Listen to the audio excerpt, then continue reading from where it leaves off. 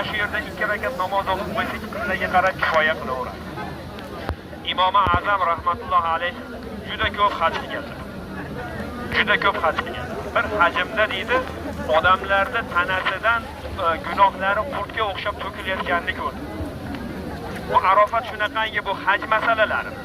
Lekin umidimiz bor, hozir domla aytgandek, hammamiz umidimiz bor.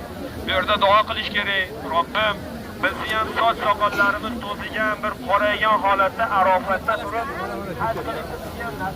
Shuning uchun bu yerda turib duo qilish kerakki, Allohim bizni ham hajga nasibamizni qo'shgin. Haj mashaqqat ishi. Bu umra hajda oldida o'yinchoqqa o'xshab qoladi, oddiy bir ishga. Hajda mashaqqat bor, evasida Alloh taolo jannat beradi hammamizga. Shuning uchun bu yerda duoni ko'p qilish kerak. Duolar ijobat bo'ladigan joy. Mana bu yer, mana hozir domla aytdi, Momo Havo onamiz bilan Odam alayhissalomni jannatda Alloh taolo yaratdimi? Hammamizga ham Alloh taolo dunyoda taqiq qo'ygan-a. Mana u ishni qilmaysiz, bu ish yomon.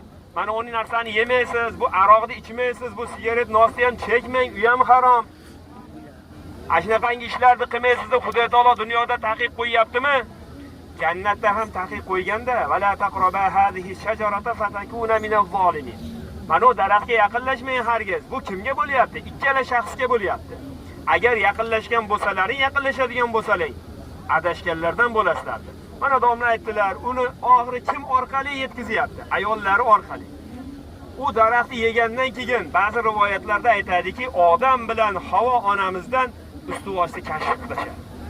Hoji akalar, hoji onalar bir gunohni bir inson qiladigan bo'lsa, uni jazosi kelishdan oldin ta'siri keladi. Bir gunohni qilyapsizmi? Alloh taolo avval sizga ta'sir beradi, keyin jazosini beradi, bilib oling. O'zini payg'ambari dunyoda birinchi yaratganiga avval ta'sir beryapti, sharmandachiligini qo'yyaptimi? Har bir gunohga sharmandachilik bor ta'sir degan.